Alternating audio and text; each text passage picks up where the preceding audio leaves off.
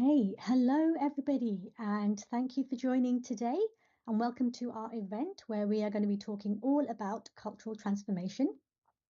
So I'm just going to pull up some slides that we have in the form of content today before we get started with introductions and a bit more detail for you.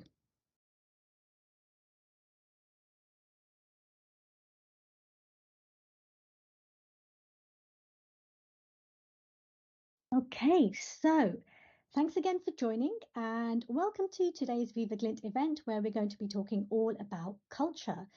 So since we may have some new attendees joining today, I'll do a very quick introduction into who we are at the Viva Glint team for those who may not be familiar with Viva Glint. So Viva Glint is a part of the Microsoft Viva suite of products, which together with other apps such as Viva Insights and Viva Pulse, focuses on measuring employee engagement and productivity for our customers. So before we jump in, for those that are logged into the Viva community event page during this event, just a heads up that you will be able to interact with us live, ask us questions and so on during the event itself. We will have a little bit of Q&A at the end, so I do encourage you to log in if you are able to. And finally, there will be a recording of this YouTube live stream where we will share this recording on the Viva community event page, so look out for that after the event. I will introduce myself firstly. My name is Avneeta Solanki. I am a people scientist by profession. I'm based in London and I work on our Viva Glint customer empowerment team. So our team is all focused on kind of scaling our content, our events, and all the Glint goodness to you in a way that is scalable for our customers to use and leverage. As I mentioned today, we're going to be talking all things culture, a topic that has had the attention of many organizations and senior leaders today as we continue to navigate change, disruption, remote, hybrid working, reorganizations, mergers, you name it. So I am joined by a couple of special guests today who are going to be sharing their journeys of cultural transformation with us and focusing on how they've used employee feedback on that journey, along with some valuable tips, tricks, and learnings for you all. So firstly, we're very grateful to be joined by Gabriele Metz. Welcome, Gabby. Gabby is the Global Head of Leadership Transformation at Ericsson, who has been a long-standing Viva Glint customer. And we secondly have David Littlechild, who is the Director of Employee Listening at the London Stock Exchange Group, who I personally have had the privilege of working with on their employee engagement journey. So thank you both for joining today and welcome. And I think before we get started, if you both wouldn't mind just giving a very quick introduction to yourselves, that would be fantastic. Happy to, Avneeta. Thank you for having me here today. So I'm Gabriele Metz, as you said, Global Head of Leadership Transformation. What that means in Ericsson is I'm leading the global culture transformation called Ericsson on the Move for the last 5 years. I'm part of the talent management team, part of the people function in Ericsson, been with Ericsson for 10 years, based in Dubai, but originally from Germany. And hello, Thanks, everybody. Gabby. Nice to have you today. And David. Hi, Avneeta, and thank you again for inviting me to speak here today as well. So I lead the Employee Listening Centre of Expertise here at London Stock Exchange Group. I'm based in London and really working closely with my colleagues across the people function and with business leaders to help them understand and to help us as an organisation understand how colleagues are experiencing LSEG at key points in the employee life cycle. I've been in the role now for a number of years, and prior to that, I led on culture, engagement and wellbeing prior to the acquisition of Refinitiv back in 2001. Wonderful. Thank you both. So before we get stuck into two amazing customer stories today, I wanted to kind of set the context for our conversation and to share some key insights from our research on the role that culture plays in organizations. So research shows that culture is an influential factor on the choices employees make about who they work for, whether they choose to stay there, but also it impacts their engagement during the course of their employment. So to pull out some statistics from this slide, 40% of job seekers say that culture is a top criterion when searching for a new job, and that was from a LinkedIn study back in 2022.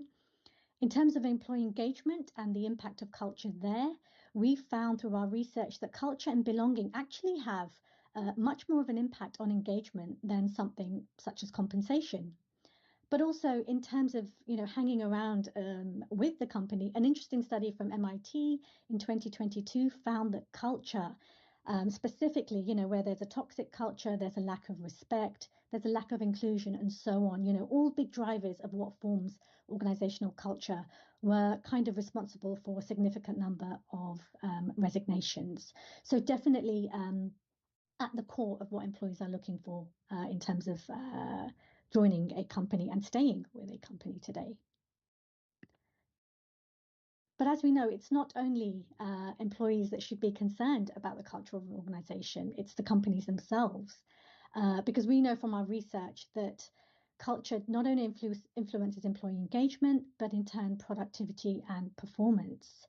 So how I wanted to talk around this today really is there's a few key ways in which how employees experience culture has shifted. So in terms of how we collaborate, how we connect with one another, and how we value or how much we value our well-being, all of these things have been given increased importance with our shift to remote and hybrid working. But not only that, all of these things actually shape how work actually gets done. So including our productivity and in turn our performance. So Viva Glint research in 2022 found that both productivity and engagement are important to performance and are actually mutually reinforcing. So all of this, I guess, requires organizations to rethink their shared values, their beliefs, and the assumptions that shape how work gets done, how decisions get made, and so on. And before we hear from our own storytellers today, I wanted to share what we call BITS here at Viva Glint, and that stands for Building Inspiration Through Storytelling. So we've created a number of resources for our customers on this because we really do believe in the power of telling a good story to inspire action based on employee feedback. So I can't tell you the number of times that we've been asked by customers to do what we're doing today, to share best practices, share excellence in terms of what we're experiencing with our customers, and for connecting our customers with each other to be able to learn and kind of benchmark what their internal efforts as well.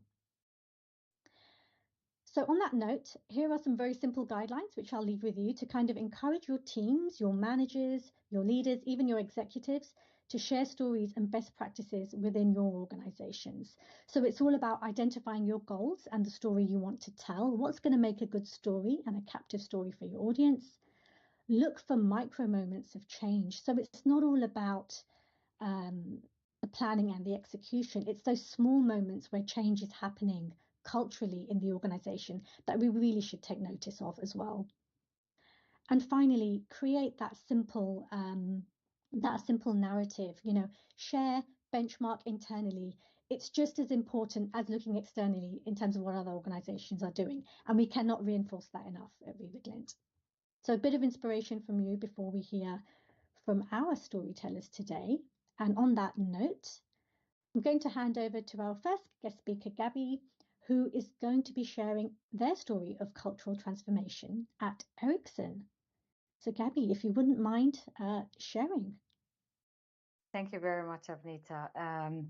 And really happy to share our story with us. And it is going to be a story. So before I even talk about the new beginning in 2017, one thing that is important to know, what happened in 2016 that really kind of set up this change in 2017 and 2016. If you would Google a little on the media, it was a very, very tough year for Ericsson. There was a time I remember in June 2016, where we literally didn't have a CEO, we didn't have a people officer anymore, and we didn't have a finance officer anymore. So a lot of things had happened. Our product strategy was very diversified, was too diversified, and so forth and so forth. Coupled with some ethical challenges, it was really time for a new beginning. And that started off really with identifying a new CEO who joined us from the board of directors. So Börje had been on the board of directors for Ericsson for quite some time, so knew the organization quite well when he joined in January 2017. And with him, a couple of key changes were kicked off very quickly. Number one, of course, the strategy needed to be revised. We were too dispersed. We were playing on too many parties. So it was very focused in terms of our core business. As a result of that, we also needed to change the organizational structure. We had just come literally out of a reorg, and there was another reorg. So it was kind of a big strain on the organization, but it was necessary to really demonstrate or support that revised structure. Now, after, I would say, 2 years approximately, it was a little less than 2 years, we saw that some of the changes that we had initiated were really starting to take shape. Changes in terms of really revisiting the processes, being more customer oriented, by really looking at simplifying the way we operate, we interact with our customers. So when we saw the financial results actually are coming in, we said, well, we have changed a lot. We have changed a lot on the processes. We have changed a lot of like the digital tools that we're using. We have started to change the way we were working. But one thing that we hadn't really addressed yet was the behavior part. And if we're looking at really what is it that creates sustainable change, going back to Avneeta, what you were saying before, what the research shows, performance, continuous engagement really comes through the right behavior, meaning through creating the right culture. So that's why we said, I still remember in 2019 when I moved into this role, I always said we really need to start looking at it now. Now is the time that we can start focusing internally on our culture. And if we now go to the next slide, Avneeta. And that's where we were. We were in this room in Kista in our headquarters in May 2019. We came together with a partner organization that we had contracted, Shepherd Moscow.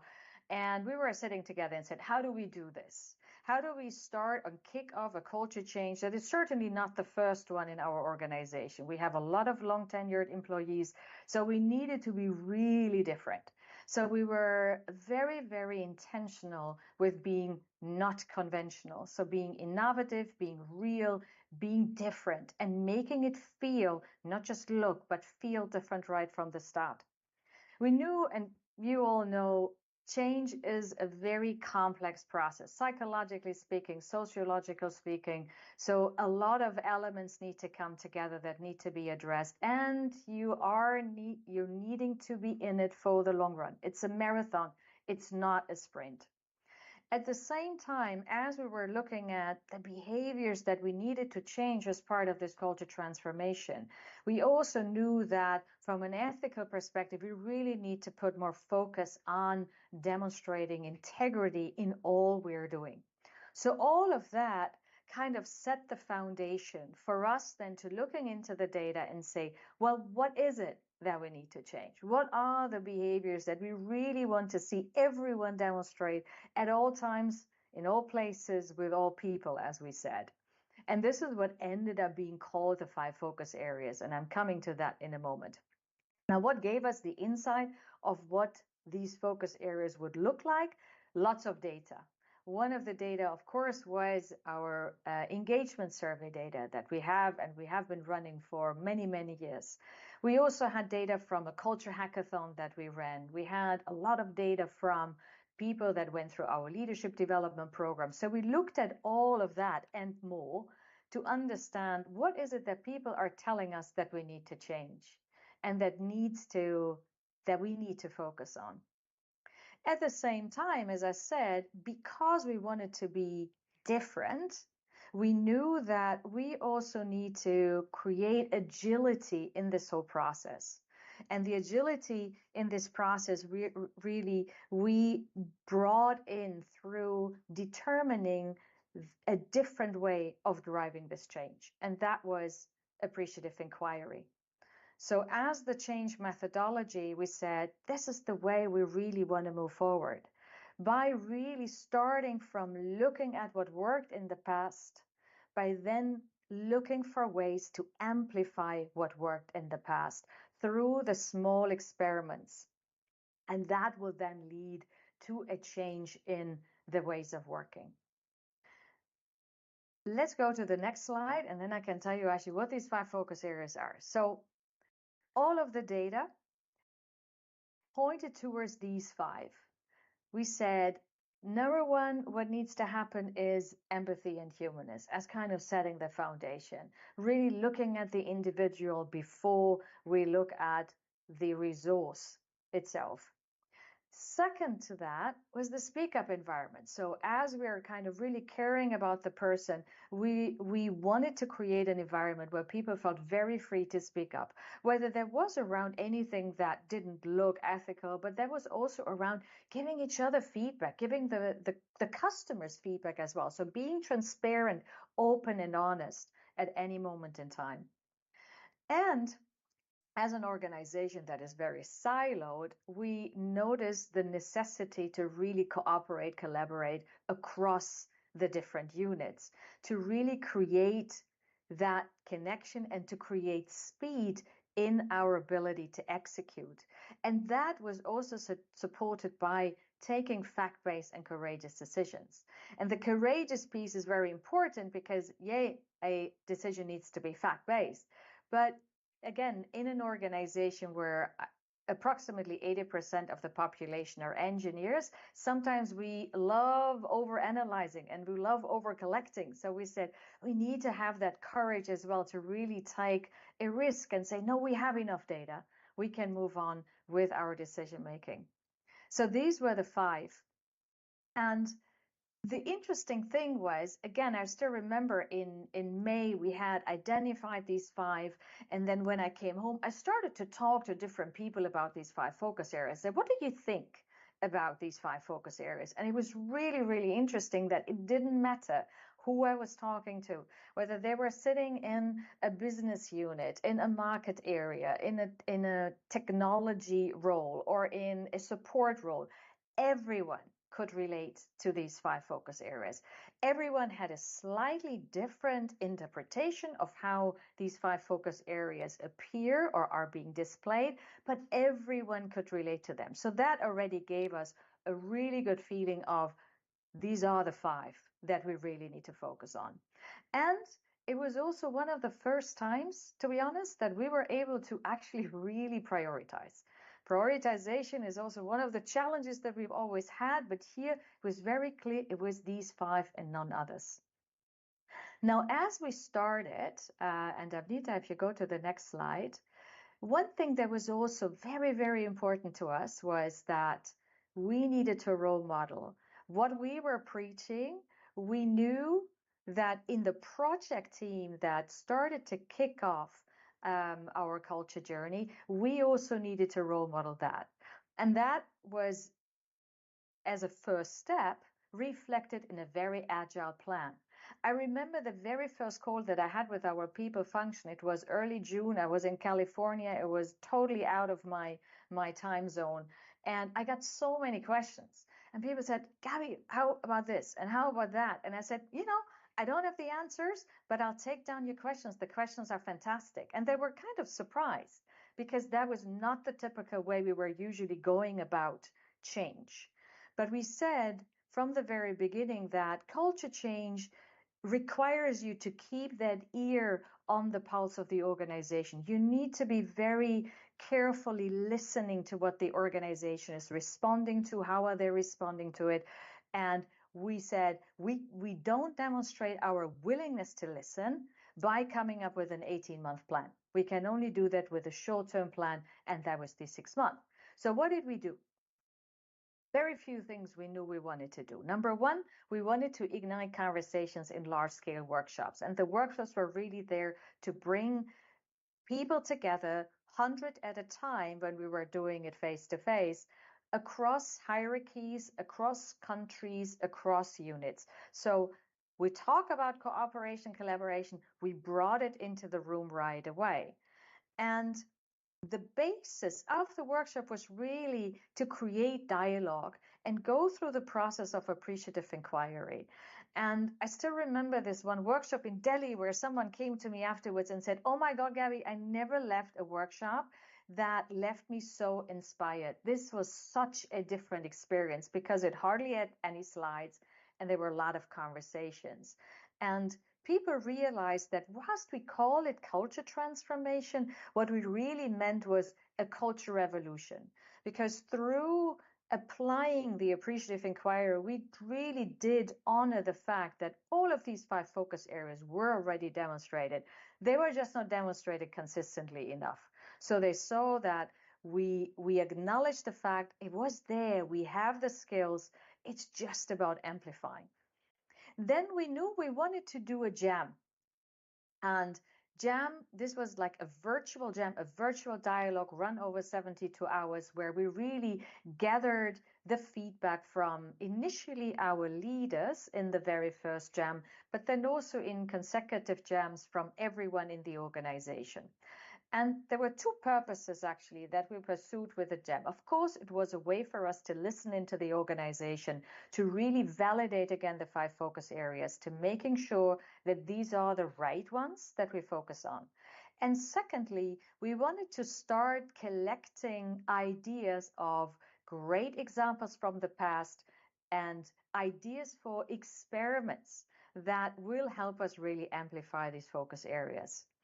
And then another thing that we knew we wanted to do, and that was kind of also an outcome of the jams, was to identify movers and shakers. When you're driving a culture change, you have a project team, and our project team has always been fairly small. So you need to really have these amplifiers out in the world, everywhere in the organization.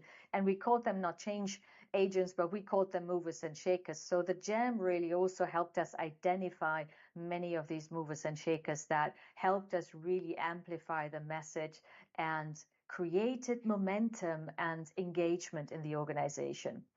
And 1.5 years down the line, after, of course, translating a face-to-face workshop because of COVID into a virtual workshop, we really concluded with 91 workshops, 80% of all the line managers were attending, and 8,143 participants went through this workshop and really got immersed into the 5 focus areas. Now, one thing I want to briefly share here before we go to the next slide on the workshops, actually, kicking off our culture transformation really helped us navigating the storms of COVID much better. Because we started off 9 months before really COVID hit and people were stuck at home and really from one day to another needed to transition to managing virtually, connecting virtually.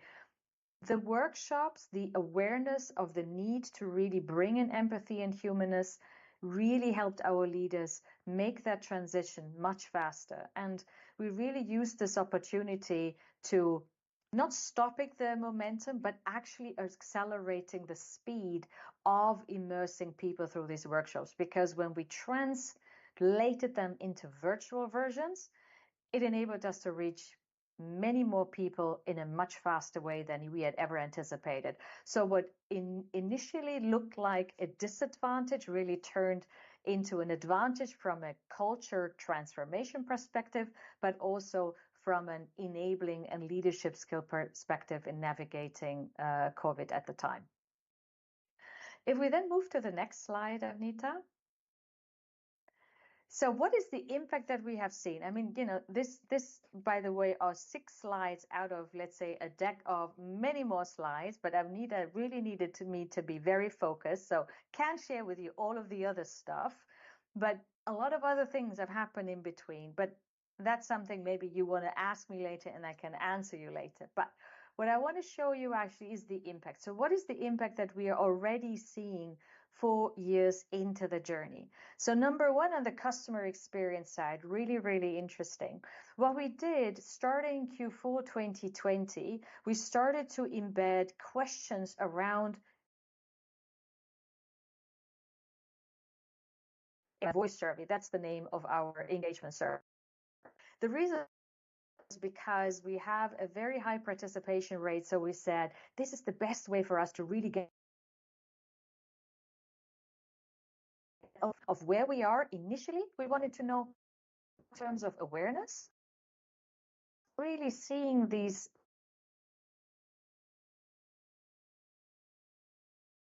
correlated the material, the information we received from what we call our customer units with their own data on customer experience. Our Debbie, I think you might be care equally for... cutting in and out slightly. I don't know if it's just me. Can you hear me? We can. Can you hear me? Yeah. It's a bit on and off. If you carry on, I'll let you know if there's any more issues. Sorry, Ellen is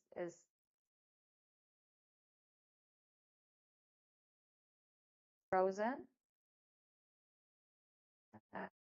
Yeah, that's not good. Okay, let me okay.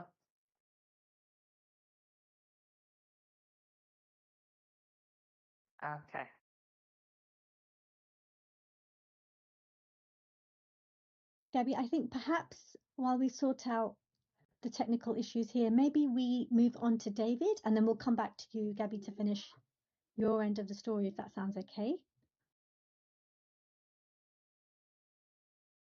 It feels like your text just a bit on and off, so you're patching in and out. Can you hear me now? There you are. Perfect. Okay, so I just need to put you on mute here because I dialed in from my mobile, so that's why you have a funny angle here, maybe. Good. Where were we? Impact of culture. So I don't know where did you lose me actually, because I didn't notice that I was lost. You were just talking about the customer experience. Right. So we'd only just started. Fantastic.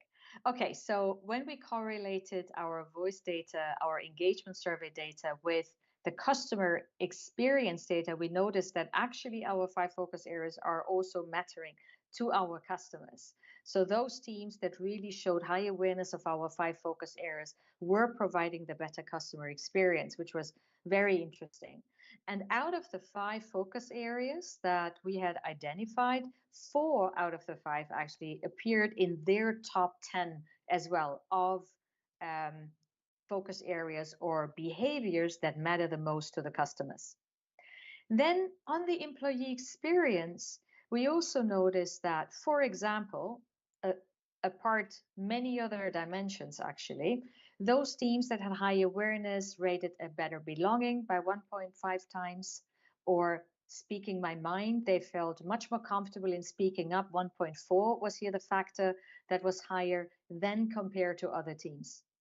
And then on the innovation side, that was a very interesting one for us, because ever since we had initiated a new strategy, we were really trying to find ways to simplify ways of working. And that has always been one of the dimensions that was extremely difficult. And here we saw that connection as well. So teams with a high awareness of the 5 focus areas really rated simplification 1.8 times higher. And that was actually the highest factor that we noticed out of all of the dimensions. So we noticed that the encouragement of really developing agile skills through continuous experimentation was really giving people the ability to test and try and experiment with different things and simplify as a result of that. If we then move to the last slide, Avneeta. So what have we learned? I mean, there's a lot of stuff that we have learned, but again, to kind of highlight the most important ones, and I tried to make it short because I think I have like 2 minutes left or so. You're good. Storytelling, to Avneeta's point, super, super important. We had a number of units that provided training even to their managers, because we realized how important it is to tell the story. So to embed the impact that they have seen by driving the 5 focus areas with intention, what impact have they seen? And that package it in the story. And that was a really important one. Appreciative inquiry, absolutely brilliant, again, in driving this change in a more positive way. It really accelerates the speed in helping people wrap their head around how can they really make this transition and this transformation work. And it gives them the right confidence, because a lot of times when you start a culture change, it looks like a massive task, and it is a massive task, but that gives people the confidence that change is possible. leaders as role models, I can't highlight that enough, how important it is for leaders to be role models, and actually everyone who is directly involved in this. So it starts off, of course, with the executive and senior leaders who are kind of on stage and very visible in the organization. They absolutely have to walk the talk. They can't just talk about it and then not doing it. And that was one of the reasons also why we got them into the workshops, for example, to really demonstrate we are one of you. We're learning alongside everyone else in the organization. And that sent a very, very strong signal. And also from a project team perspective, what I said before, we were absolutely adamant in demonstrating the 5 focus areas in everything we did. Then global steering, local ownership, really important. If you want to drive a culture change, you kick off, of course, with a global project team that really drives it forward. But once you have kind of the first level of good awareness, then it's really about adoption. And that can only happen in the moment when you're really involving and engaging the units, and when they start to really take this on as their own and embed it in their strategy. So that is the other important piece here, in particular with the ownership, that it is also reflected in the strategy, so that a culture transformation very, very clearly is not a people function or an HR activity or an initiative. It is a business requirement in order to really achieve sustainable change.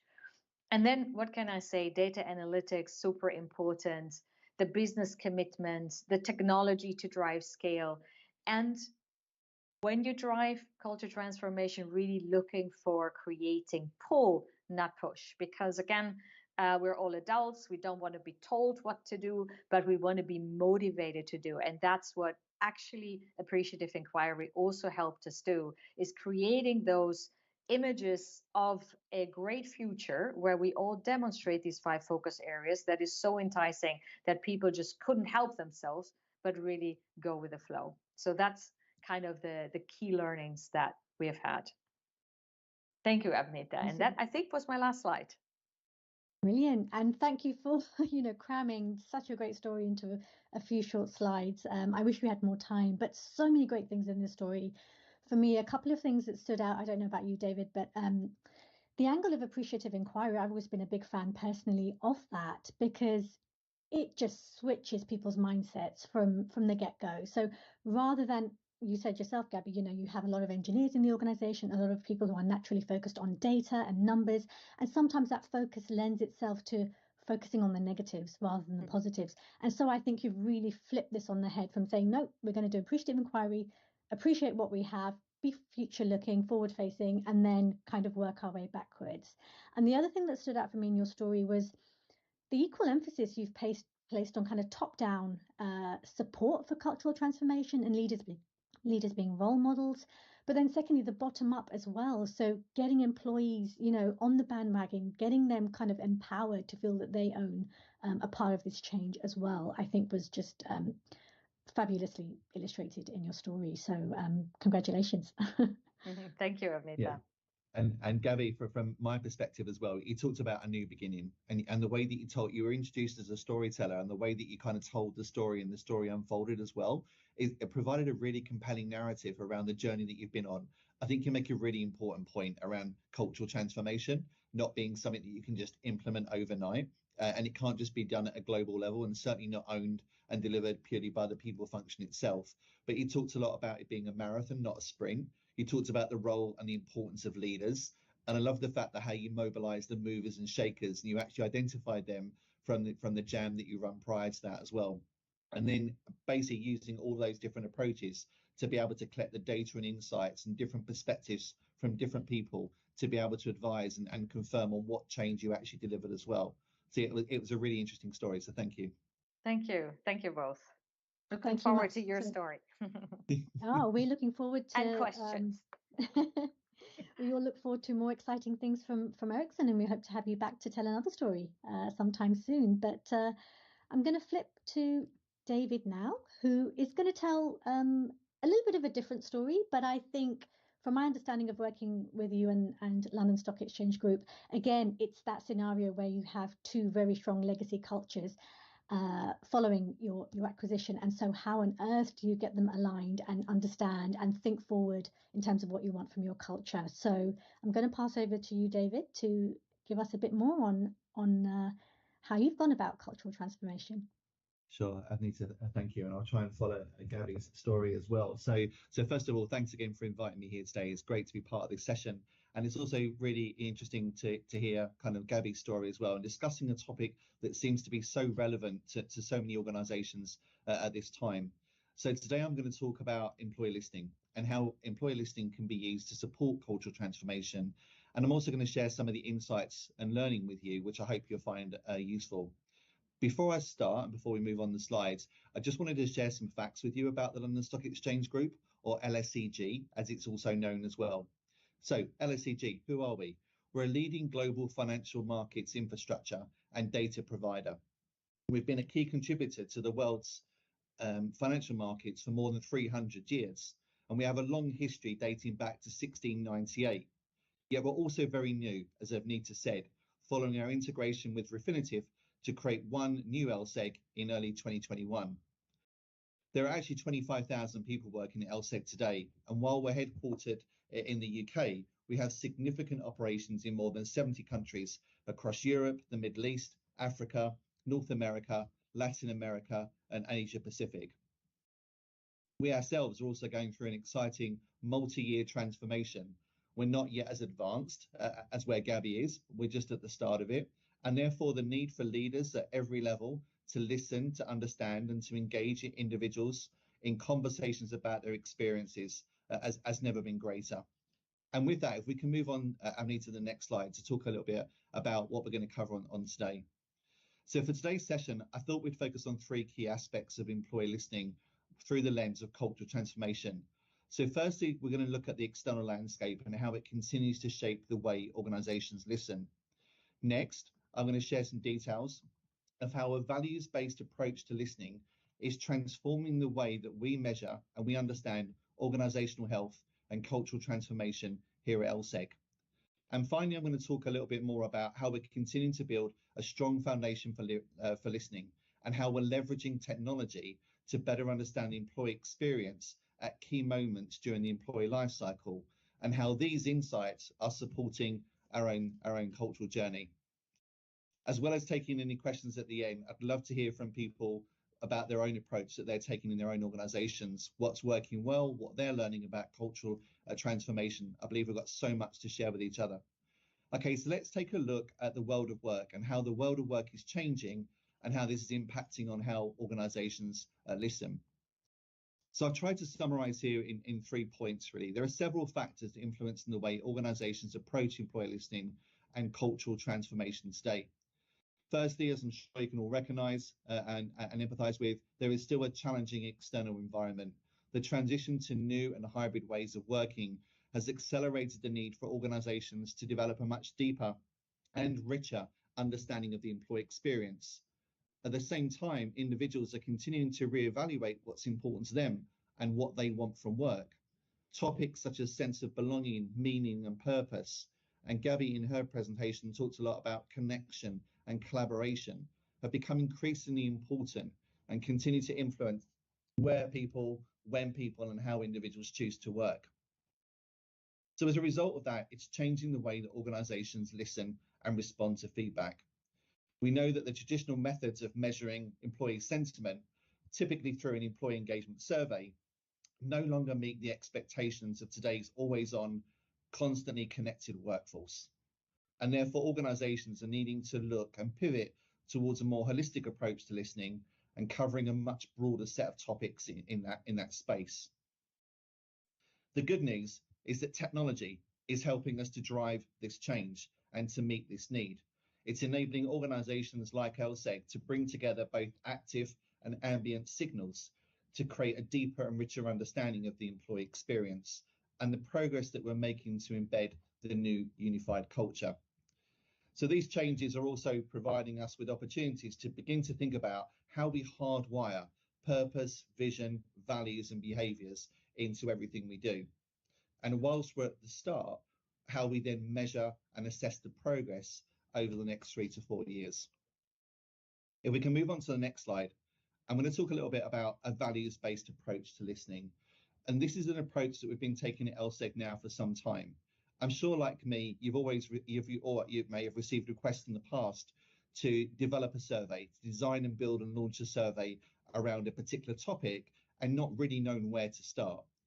So while survey design itself can sometimes be difficult and at worst confusing, a values-based approach can often provide greater clarity in terms of what and when you measure certain aspects of the employee experience. What I've done on this particular page is summarised and to try and help in a few ways illustrate how we're using the cultural framework at LSEG to design, to build and launch listing products to support our cultural transformation efforts. So firstly, if we use a values-based approach, it can help to guide which aspects of the culture you're focusing on and when. In terms of the survey design, just by aligning, for example, the survey items in the survey against each of your values set helps you to understand whether you're over measuring in one or under committing in another as well. It allows you to create a more balanced product. It allows you to adapt your approach by adding, moving or removing items to ensure that the stated values are covered in the best possible way. The second point is a values-based approach can often create a more natural flow between items. It can create a better survey experience, and it can also help to create or reinforce a compelling and joined up narrative. Third one, it can also help to strengthen the way in which you analyse and interpret and play back the results to key stakeholders. During the time that we've been working with Glint and now with Microsoft, we've learned a lot from Avneeta and from others as well in trying to make it easier, not just for us in the centre, but also for the stakeholders out in the business, for them to be able to understand key insights, key strengths, where they need to focus their energy and attention in terms of addressing opportunities. The fourth, a values-based approach can really help, can also help to be used to support and promote learning or development activity and or content that you might want to leverage or focus on to support post-survey activities. So, again, as a leader, we've often received survey feedback, which is where we're particularly lacking in a certain area. We need to improve, but we don't really know how to go about doing it. We may not have the knowledge, the skills, the capability to be able to implement that particular change. And this is where linking the research, the employee listening activity with the learning activity can be so powerful. And finally, it can also make cross-program intelligence much easier to manage as you start to create a greater connection and cohesion between one listening product and another. So this is the way that we've been using the values-based approach here at LSEG. Again, it doesn't impact on the user experience. They don't get to see these segmented in this way. But from a design perspective, these principles really help us to think about what we're measuring, when we're measuring it, and how we're measuring it as well, in order to drive and support cultural change. Happy to answer any questions as well. If we just move on, Avneeta, to the next slide. Sure. I'm going to spend most of the time talking about this as well. So at LSEG, we've continued to develop new ways to involve and engage individuals in conversations about their experiences at key times during the employee life cycle, and also then using feedback and insights to drive action taking. So we all know that employee listening isn't a new concept. Organisations have been listening for a long time now. However, the way in which they listen and how they leverage the data and insights, both active and ambient, to better understand the experience has continued to evolve significantly over the past few years. At LSEG, our new broader employee listening framework, which you can see on this page, focuses on 5 key areas of listening and leverages cloud-based technology and AI-driven digital focus groups to create a more connected and integrated view of the employee experience. It also uses people science to inform and guide the way that we measure and understand employee sentiment across businesses, across regions, across key demographic groups and personal characteristics, while continuing to protect ongoing confidentiality. And it uses a broad range of behavioural indicators linked to outcome measures that help us to understand and measure the impact or the employee experience at key points, but also to be able to identify both strengths and opportunities during each time we run a particular product as well, so to drive action and change. So let's take a closer look at the framework in more detail. So I'm going to stick with this slide as well. So at LSEG, our approach doesn't start with a survey, it doesn't start with a focus group, but it starts with a conversation. And we recognize we need to continue to develop ways to engage and involve individuals in conversations to develop that deeper, richer understanding about their experiences at LSEG at key stages. So let's take these one at a time. First of all, face-to-face listening. As we know, this is a critical part of any employee listening strategy. At LSEG, we continue to encourage people leaders to involve colleagues in conversations about their experiences during activities such as town halls, team meetings, quarterly connects, one-to-ones, and also in the various colleague forums that we run across the globe as well. They provide a really rich source of data and information, and the feedback that we get from those forums and those activities can really help us to understand colleague sentiment in real time. If we move on to look at always-on listening, our always-on listening activities include event-driven research, such as, for example, LSEG onboarding. Over the past 18 months to 2 years, we've recognised that one onboarding survey is not really sufficient to be able to understand the psychological sentiment that we see change over time as someone becomes more comfortable in their role. So at LSEG, we've introduced 3 onboarding surveys, one at day 5, one at day 30, and another at day 90 as well. So we really get to understand how people are experiencing LSEG in the early stages of their career. And we also have an LSEG Leavers survey as well, both of which provide us with an opportunity to gather important feedback from colleagues in a timely manner and help us to better understand their experiences so that we can continue to work with our teams across the people function, across the business, in terms of how we attract, how we onboard, and how we develop talent at LSEG. Enterprise listening. Enterprise-wide listening includes our annual LSEG Engage survey.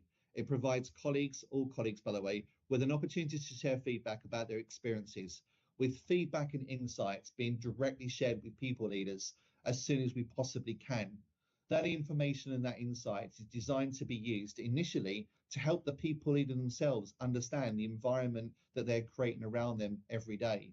But it's also designed to be used to support team conversations and, most importantly, drive action taking.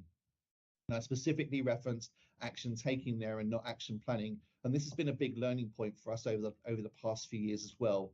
By focusing on one specific action, removes the need to set up focus groups and working groups and delivering back presentations on recommendations as to what actions might be taken. By getting the people leaders themselves to take ownership with their teams around one particular action, we've been able to see engagement scores increase, sentiment increase, and confidence and trust in the process increase as a result as well. Let's move on to active listening. This is where it starts to get really interesting now as well.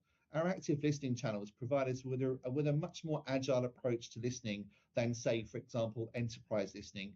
It enables us to be able to engage and involve colleague groups in key conversations about specific topics as and when we need to. Active listening uses targeted online surveys through the Microsoft Viva platform, but also uses large-scale AI-enabled focus groups to help us to create deeper, richer insights that help inform and drive actions around a particular activity. And finally, which is where we're starting to build our expertise out as well, is in our integrated listening space. This enables us to be able to leverage technology in new ways to create a much more trusted ecosystem that brings together data and insights through cross-program intelligence to better understand the employee experience. But we've not finished yet. As I said, we only came together as a new organization, despite the history that we have in 2021. We're about to embark, and we are embarking on a really exciting cultural journey here at LSEG as well. And we've got new digital channels that are continuing to provide us with new ways to engage and involve individuals in conversations about their experiences. So over time, we hope that will provide a much more consumer-like experience. The technology itself is providing us with new ways to create a much more connected view of the employee experience to support things like teamwork, productivity, and well-being, the topics that Avneeta mentioned at the top of the call as well. So lots of really interesting stuff as well. And I'd say, compared to Gabby, that we're at the start of the journey, but it's a really interesting journey, and we believe that we've now created a strong foundation for listening from which we can build upon over the next few years. With that, Avneeta, I'd like to pass back to you. Perfect. Thank you so much for sharing, David. That was it just made me think how well you actually listen as an organization. My point at the beginning, how do we listen in on what people think of our culture in organizations? It's not always the most obvious place. And I think the strategy you have in place, you're kind of covering all the ground in terms of using all the angles, all the channels, all the signals, and kind of doing that in a way that allows you to stay on top of how people are feeling about the culture. So thank you so much for sharing that story. Gabby, did you have any thoughts on what David has shared today? Anything you wanted to comment on? I really like this. I really like the listening framework, actually. I think that this holistic approach towards employee listening that is really complementing each other is amazing. I haven't seen it in that kind of detailed fashion and really well thought through fashion. I would be so curious to understand actually what is on the other side of the listening, because the more you listen, the more the expectation is that there is an action that you are taking. So I'd love to see that framework of, all of the data that you collect. How do you then feed it back into the organization? So maybe that's something for the Q&A or for later. So, but really cool stuff. Thank you. Fantastic. Thank you so much, both. I'm sure the audience really enjoyed your stories, and we do have a bit of time. I think we've got about 10 minutes left to Q&A. So we have had a few questions come through live. So thank you to those of you that have sent some through. The first question I think I'm going to pose to you, Gabby, if I may, and it's really about getting into the nitty-gritty here. How do we know that the interventions we have in terms of driving cultural change are actually having an impact? And I think the person who is asking the question here is really referring to impact in terms of those harder business metrics, if you like. How do we know they're having an impact on productivity and performance? And how are you thinking about measuring this down the line in terms of connecting our cultural efforts to our business success? This is a great question, and it's not the first time that I'm asked that question. And honestly, if I would have the exact answer of how you do it, I could make a lot of money, because if you look at all the research material and whatever data is out there, I don't think there is a perfect formula of really connecting exactly the work that you do on culture on the hard business results. However, at the same time, when we started our culture transformation, we also started a project that we called very unambitiously Measuring the World, because we knew that this is going to be an absolutely integral part of driving this culture change over a period of time and really keeping stakeholders also engaged and motivated. So we did do a lot of analytics on the correlation. And as I said, as our engagement survey provides the richest data and the biggest amount of data, that of course was one of our core data sources. But then we also have other data sources, whether that was like retention or attrition data, that was data on performance and impact awards, which is a recognition award that we have. And we looked at how does it correlate to teams, again, that are very aware and demonstrating the 5 focus areas. Does it have any impact? And we saw a lot of correlations. And for example, on the impact award, we saw that people who are demonstrating the 5 focus areas more, they are receiving more impact awards than other people.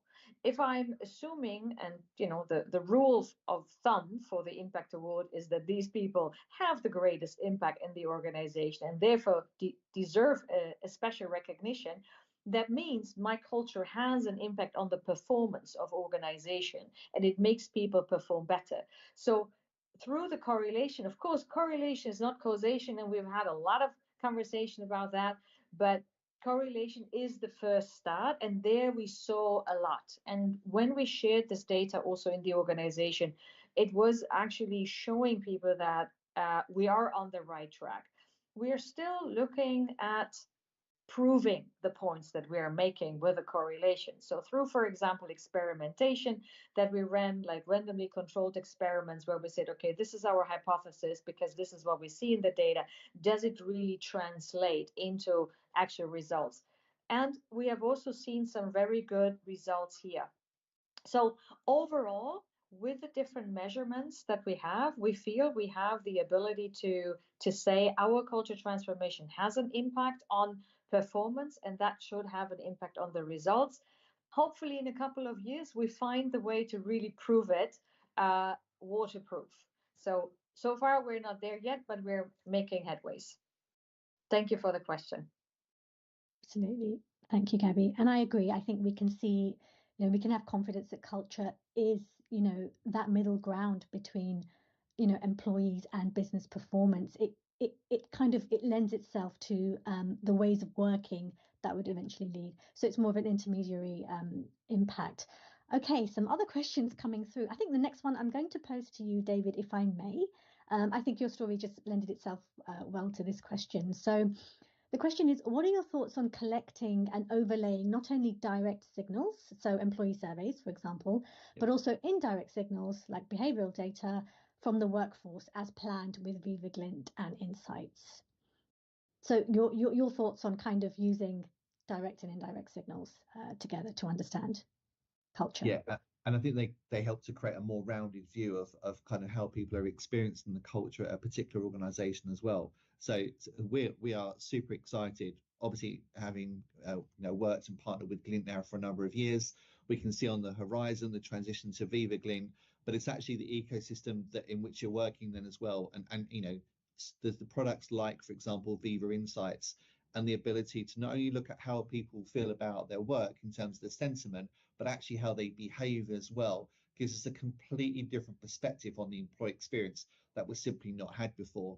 If you then overlay things like Viva Pulse, where we're starting to then really and truly empowering people leaders or line managers to take ownership and accountability for driving change within their business, and then the Viva Copilot as well, which I know is coming shortly as well, we'll really try and synthesize and bring all that data together to enable organizations to move at a much faster pace.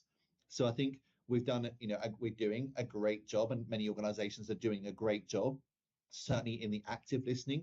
And I think in the ambient listening, I think that's where there's a space there to play in to create some competitive advantage in terms of the culture that you're seeking to create for your people.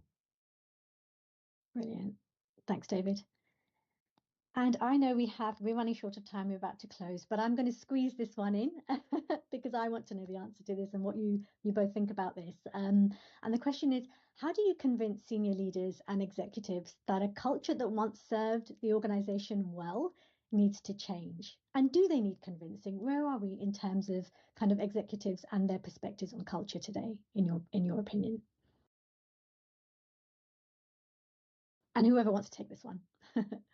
I can quickly start, actually. So our senior leaders did not need convincing. I think for us, it was the right time where we knew that we needed to take a look. And this is how we kind of identified the 5 focus areas. However, one interesting part is actually there was a time where we thought we needed to change our values. And that was like 2 years ago as part of this culture transformation.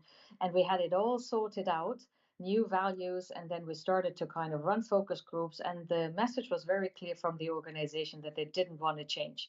There was just a need to add one more value, but the previous 3 values had served us well, and the feedback was loud and strong, and so we listened. So we said we want to keep it. So I think validating your culture, the behaviors and values is important, but sometimes the outcome is not some change, but maybe the same.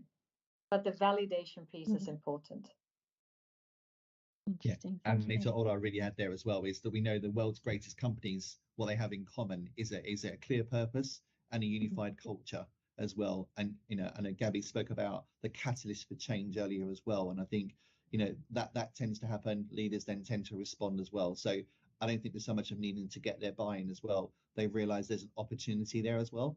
And I think that they want to understand the information, what's the data that they need to be able to achieve their ambitions. Perfect. Thank you so much, David. And thank you those that sent questions in. And with that, We made it on time. Okay, I have to thank you both so much for joining, Gabby and David, and for sharing your stories. And we really look forward to hearing more from both of you and wish you all the best with your journeys of cultural transformation. We do have, from a Viva Glint perspective, some exciting other events coming up in September and November on topics such as manager empowerment and how to tackle barriers to execution. So watch out for invites for that. And on that note, thank you all so much for joining and see you next time. Thank you, everyone. Thank you.